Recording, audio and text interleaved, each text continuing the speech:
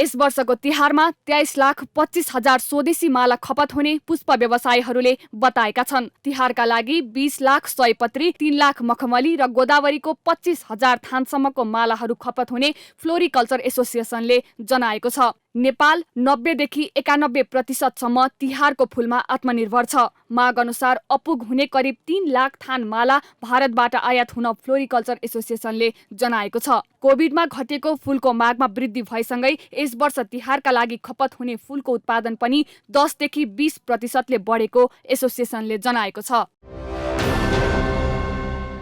धादिङमा डेङ्गुका बिरामीहरू अत्यधिक मात्रामा बढ्न थालेपछि सदरमुकाम धादिङ बेसीमा लामखुट्टे नष्ट गर्ने विषादी छर्न थालिएको छ। सदरमुकाममा रहेको नीलकण्ठ नगरपालिका वडा नम्बर 3 को बजार क्षेत्रमा कीटनाशक औषधि छर्किएर लामखुट्टेको लार्भा नष्ट गर्ने अभियान थालिएको हो। धादिङमा हालसम्म डेङ्गु संक्रमितको संख्या 1394 पुगेको छ भने 2 जनाको मृत्यु भएको छ।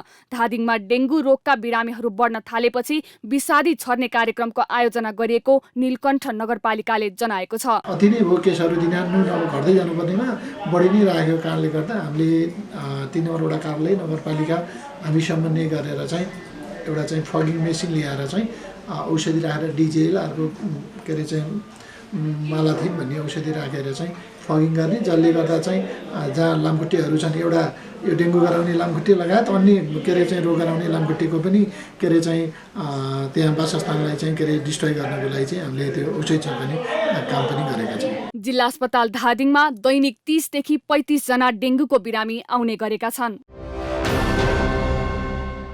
अविरल वर्षाका कारण कर्णाली राजमार्ग अवरुद्ध हुँदा जुम्लामा खाना पकाउने ग्यास र पेट्रोलियम पदार्थ अभाव हुन थालेको छ। बजारमा अहिले ग्यास र पेट्रोलियम पदार्थ पर्याप्त मात्रामा उपलब्ध नहुँदा उपभोक्तालाई समस्या हुन थालेको छ। महिनौं दिनसम्म कर्णाली राजमार्ग नखुल्ने हल्ला चलेका कारण बजारमा कालो बजारी भएको जनगुनासो आएपछि चन्दननाथ नगरपालिका जुम्लाले खाद्यान्न र पेट्रोलियम पदार्थको बजार अनुगमन समेत सुरु गरेको छ। सडक अवरुद्ध भएकै कारण सो समस्या आएकाले छिटोभन्दा छिटो अवरुद्ध राजमार्ग खुलाउनका लागि परेको सडक डिभिजन कार्यालय जुम्लाले जनाएको छ। कर्णाली प्रदेशमा विद्यमान हवाई उडान सम्बन्धी समस्या तत्काल समाधान गर्न सरकारसँग माग गरिएको छ। कर्णाली प्रदेशका पूर्व आन्तरिक मामिला तथा कानून मन्त्री नरेश भण्डारी नेतृत्वको टोलीले संस्कृति, पर्यटन तथा नागरिक उड्डयन मन्त्री जीवनराम श्रेष्ठसँग भेट गरी सो माग गरेको हो। त्यसैगरी टोलीले त्यस क्षेत्रमा उडान भरिरहेका निजी क्षेत्रका सेवा प्रदायक कम्पनीहरूको उडानलाई नियमित बनाउनका लागि पनि उनीहरू सहितको बैठक बोलाउन पनि मन्त्री श्रेष्ठसँग आग्रह गरेको थियो। केही दिन अघिको वर्षातका कारण सडक बाटोको सञ्जाल, विद्युत र टेलिफोन सेवा समेत अवरुद्ध भएपछि अहिले कर्णाली प्रदेशका मुगु, हुम्ला, जुम्ला र कालीकोट जिल्ला सम्पर्क विच्छेद भएको अवस्थामा छन्। पूर्व मन्त्री भण्डारीले कर्णालीमा यस्तो खालको अघोषित नाकाबन्दी भइरहेका बेला हवाई सेवा समेत नियमित नहुँदा त्यहाँका जनताले ठूलो पीडा भोग्नु परेको गुनासो समेत गरे। हामीले खास गरी आज मन्त्रीज्यूलाई यो सधैँ दुखी रहने घाउ भएको छ कर्णालीको लागि यो हवाई सेवा, यसको दीर्घकालीन समाधान पनि गर्नु पर्यो र यसका लागि केही चाहिँ ट्विनेटर जहाजहरू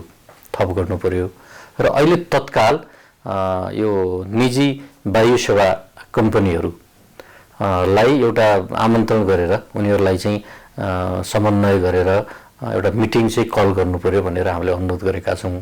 तत्काल चाहिँ त्यहाँको उडान संख्या वृद्धि गर्नको लागि। यता मन्त्री श्रेष्ठले भण्डारी नेतृत्वको टोलीलाई कर्णालीमा देखिएका हवाई उडानको समस्या समाधान हुने गरी 2 वटा विमान खरिद गर्ने योजना अघि सारिएको बताउँदै निजी क्षेत्रका सेवा प्रदायक कम्पनीहरूलाई बोलाएर सो क्षेत्रमा उडान सेवा नियमित गर्न निर्देशन दिने आश्वासन समेत दिएका छन्। आगामी मङ्सिर 4 गते हुने प्रतिनिधि तथा प्रदेश सभा निर्वाचनमा एकै परिवारका 4 जना उम्मेद्वार चुनावी प्रतिस्पर्धामा छन्। पूर्व प्रधानमन्त्री स्वर्गीय सूर्यबहादुर थापाका सन्तान सहित दाजुभाइका छोराछोरीहरू 4 जना आगामी निर्वाचनमा प्रतिस्पर्धा गर्दैछन्। सूर्यबहादुर थापाका छोरा नेपाली कांग्रेसका नेता सुनिल बहादुर थापा सत्तारूढ गठबन्धनको तर्फबाट प्रतिनिधि सभा सदस्यको उम्मेद्वार रहेका छन्।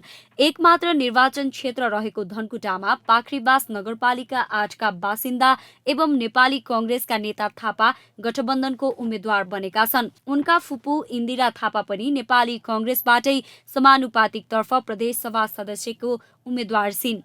त्यस्तै राष्ट्रिय प्रजातन्त्र पार्टी धनकुटाका अध्यक्ष कुमार थापा पनि प्रतिनिधि सभा सदस्यका लागि उम्मेद्वार छन्।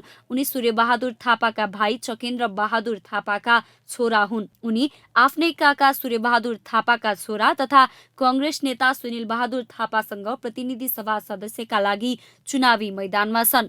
त्यस्तै सूर्यबहादुर थापाका हजुरबुबा टेक बहादुर थापाका भाइ कृष्ण बहादुर थापाका नाति अर्जुन थापा पनि चुनावी मैदानमा छन्।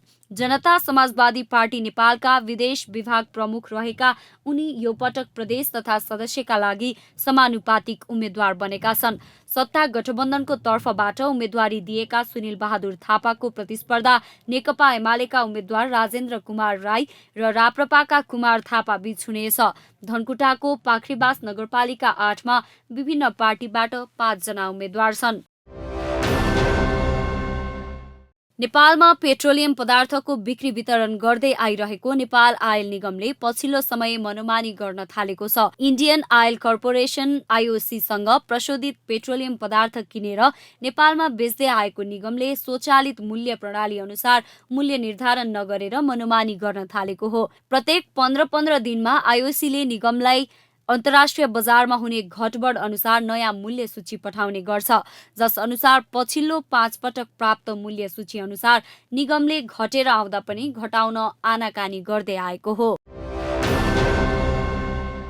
सटिङ, सुटिङ र टेलरिङको क्षेत्रमा चर्चित मेरिना इम्पेक्सले आफ्नो सेवालाई थप गुणस्तरीय बनाउने दावी गरेको छ। सन् 1983मा काठमाडौँको न्यू रोडबाट सुरु भएको इम्पेक्सले आफ्नो सेवालाई विस्तार गर्दै सामाखुसी, बागबजार, ललितपुरको पाटन, गावहलमा समेत आउटलेट सञ्चालन गरिरहेको छ। सञ्चालक अर्जुन बस्नेतका अनुसार फरक र गुणस्तरीय सेवा दिएकै कारण मेरिना इम्पेक्सले ग्राहकको विश्वास आर्जन गर्न सफल भएको हो।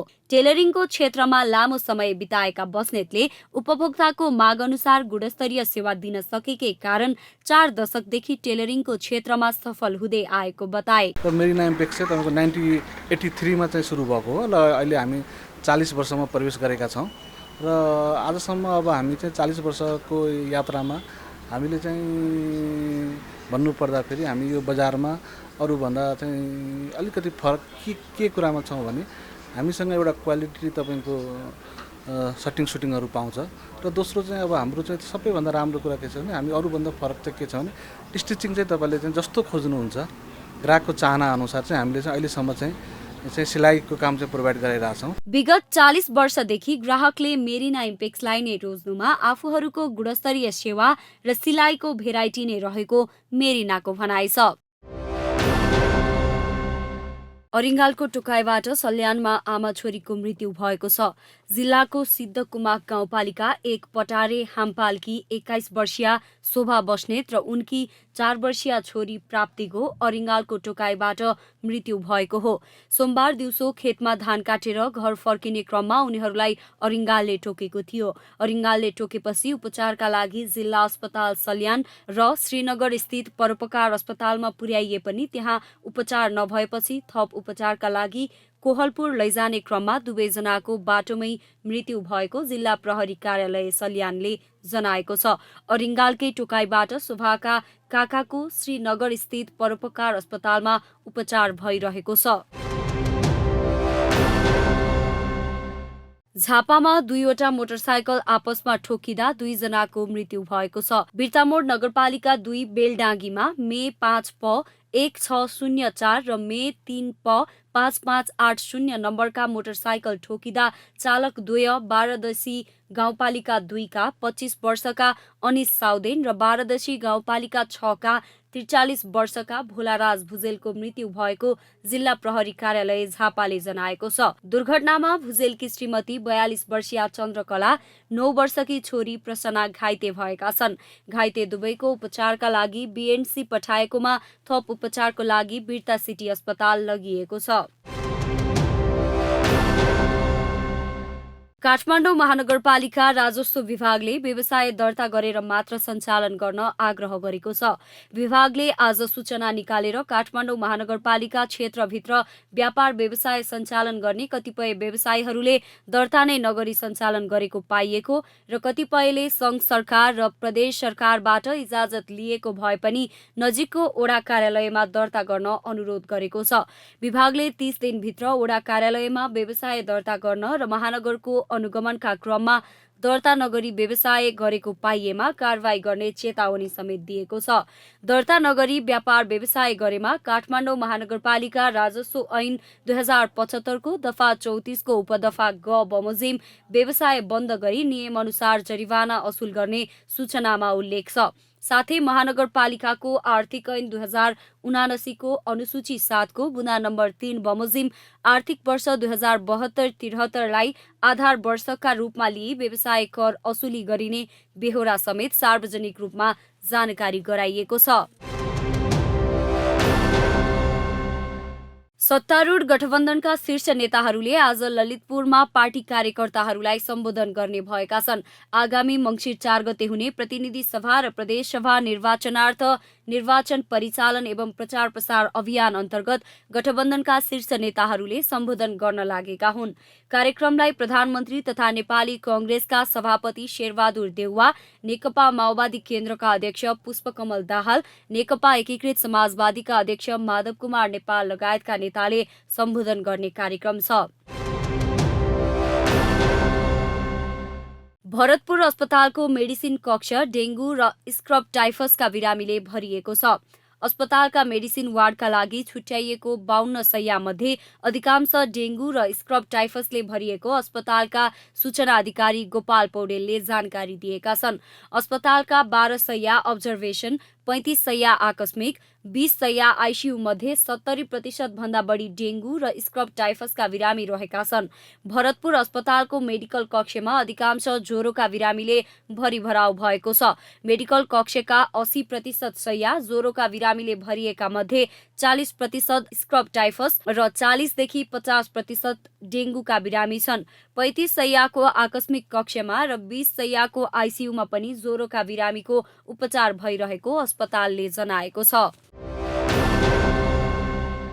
जारी 9 राष्ट्रिय खेलकुद प्रतियोगितामा एथलेटिक्स 400 मिटर पुरुष र महिला दौडमा 2 कीर्तिमान बनेका छन्। पोखरा रङ्गशालामा भएको प्रतियोगितामा पुरुषतर्फ आर्मीका सोमबहादुर कुमारले 47.95 सेकेन्डमा दूरी पार गर्दै कीर्तिमानसँगै स्वर्ण पदक जितेका हुन्। उनले सन् 1990 मा चीनको बेजिङमा भएको खेलमा 48.32 सेकेन्डमा दूरी पार गर्दै कीर्तिमान कायम गरेका आशाराम चौधरीले बनाएको रेकर्ड तोडेका हुन्। यस्तै महिलातर्फ एपीएफ की रमिता कुमारी थारूले 58.10 सेकेन्डमा 400 मिटर दूरी पार गर्दै नयाँ कीर्तिमान कायम गरिन्। उनले 2019 मा चीनमा भएको खेलमा 59.57 सेकेन्डमा दूरी पूरा गर्दै कीर्तिमान बनाएकी तुलसा खत्रीको रेकर्ड तोडेकी हुन्।